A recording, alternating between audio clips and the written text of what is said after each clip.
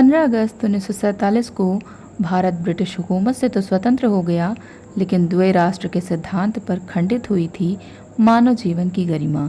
हिंदुस्तान और पाकिस्तान के रूप में विभाजन की यह रेखा इतिहास की एक ऐसी भयावह, रक्त रंजित, क्रूर और जघन्य घटना थी कि पूरे विश्व की मानवता शर्मसार हो गई। 1947-48 के दौरान पाकिस्तानी सेना और मुस्लिम कबाइलियों ने जम्मू कश्मीर पर आक्रमण किया था। हजारों हिंदुओं और सिखों को अंधाधुंध तरीके से मार दिया गया। बड़ी संख्या में हिंदू और सिख लूट दुष्कर्म के शिकार हुए। विभिन्न अनुमानों के अनुसार 50,000 से अधिक हिंदुओं और सिखों ने अपनी जान गंवाई। आधुनिक मानव इतिहास में ऐसे अत्याचारों की कहानियां कम ही मिलेंगी जो उस दौर में जम्मू कश्मीर में हुआ। इस नरसंहार का एक बड़ा कारण यह भी था कि जम्मू कश्मीर के भारत में विलय में देरी हुई।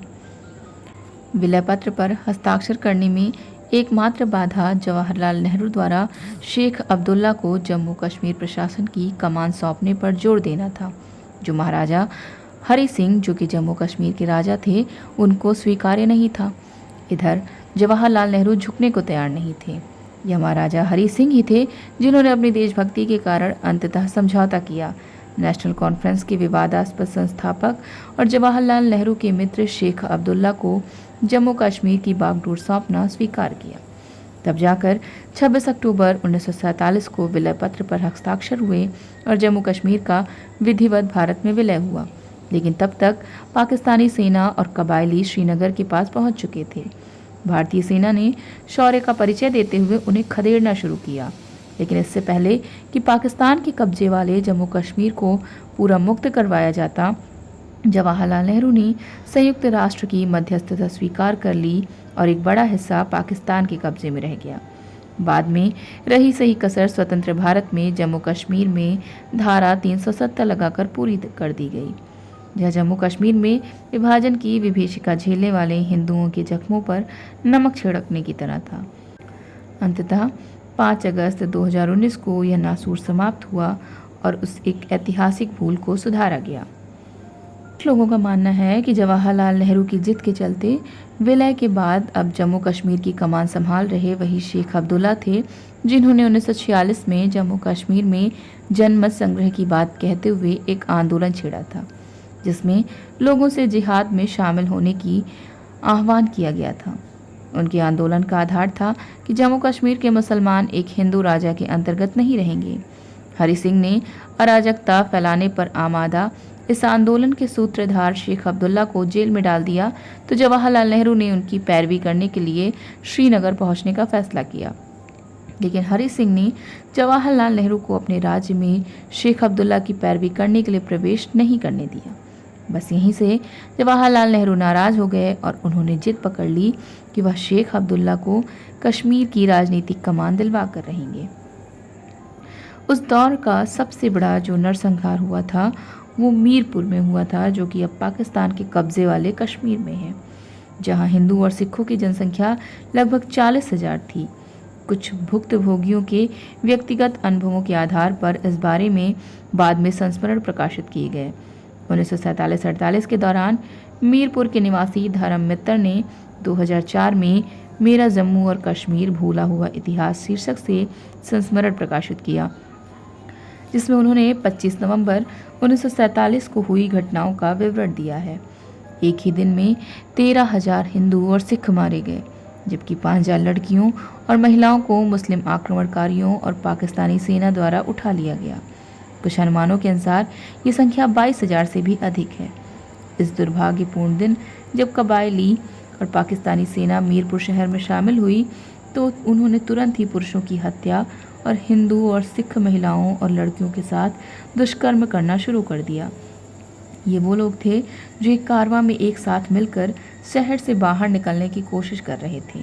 मित्र याद करते हैं, उन्होंने जवान लड़कियों को पकड़ लिया और शहर को लूटना शुरू कर दिया। इस दौरान भागे हुए आक्रमणकारी मीरपुर लौट आए और शाम तक शहर को लूटते रहे। उन्हें उन घरों के बारे में सब पता था जिनमें ढेर सारा धन और सोना था। मित्र ने कई घटनाओं का जिक्र किया जिस कारवां के निकलने से पहले मीरपुर में हुई थी। ऐसी ही एक घटना को याद करते हुए जिसमें उनका अपना परिवार शामिल था, उन्होंने लिखा, श्रीमती दीवान देवी जी जो मेरी दादी थीं और आर्य समाज हाई स्कूल में शिक्षिका थीं, उनके साथ लगभग 100 लड़कियां थीं। सभी को निर्देश दिया गया कि अपने दुपट्टे को सिर पर पगड़ी की तरह लपेटकर और भगवान का नाम लेते हुए कुएं में कूद जाएं। बाद में वो खुद कुएं में कूद गई। कुआं इतना गहरा था कि पानी भी दिखाई नहीं दे रहा था। इस तरह सैकड़ों अन्य महिलाओं ने भी अपने प्राणों की आहुति देकर अपनी लाज बचाई।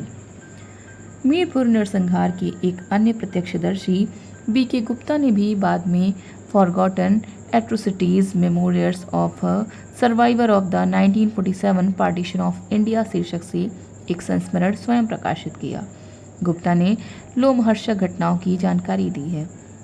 उन्होंने बताया, जैसे ही हम झेलम में पुल पार कर रहे थे, सैकड़ों हिंदू महिलाओं और युवा लड़कियों ने पाकिस्तानियों द्वारा अपहरण और दुष्कर्म से बचने के लिए आत्महत्या कर ली।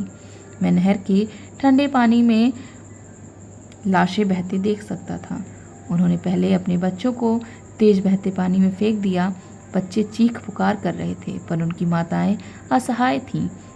जैसे जैसे बच्चे धारा में बहते गए, इससे पहले कि नहर उन्हें निगल जाती, उनके सिर पर 1-2 बार पानी के ऊपर आए। माताएं असहाय होकर देखती रहीं। आक्रमणकारियों द्वारा अपहरण और यातना के डर ने उनके चेहरे से सारे रंग और भावनाएं मिटा दी थीं। फिर वे नहर में कूद गई और पलक झपकते ही सब कुछ खत्म हो गया। इस बीच पुल पर मौजूद दूसरे बच्चों ने देखा कि क्या होने वाला है। वे अपनी माताओं के पास दौड़े और निराशा में उनके घुटनों को पकड़ लिया। पाकिस्तानी सैनिकों ने इन महिलाओं को रोकने की बहुत कोशिश की। उन्होंने इन महिलाओं को बहलाया फुसलाया, धमकाया और यहाँ तक कि उन पर अपनी बंदूकें तान दी, लेकिन उन सभी ने मुसलमानों द्वारा दुष्कर्म का शिकार होकर उनकी यातनाओं से भरा जीवन जीने के बजाय गर्व और सम्मान के साथ अपने प्राण गंवा दिए। प्रोफेसर बलराज मधोक ने, जो बाद में भारतीय जनसंघ के अध्यक्ष बने और इस नरसंहार के दौरान जम्मू कश्मीर के हिंदुओं और सिखों को बचाने के लिए काम कर रहे थे, Kashmir the storm centres of the world में लिखा है कि विभाजन के बाद जम्मू कश्मीर में हुए नरसंहारों में अगवा की गई महिलाओं की संख्या हजारों में थी। उनमें से ज़्यादातर की परेड कराई गई और फिर उन्हें झेलम, रावलपिंडी और पेशावर के बाजारों में बेच दिया गया। इन असहाय महिलाओं पर पाकिस्तानी सैनिकों और नागरिकों की बर्बरता का बयान करना मुश्किल है। मधोक ने तथ्यात्मक विवरण के साथ बताया है कि कैसे 1947-48 के दौरान राज्य के विभिन्न हिस्सों में हिंदू नरसंहार की इस भीषण त्रासदी को भुला दिया गया है। वह लिखते हैं, इस त्रासदी का एक और दर्दनाक पहलू यह है कि भारत या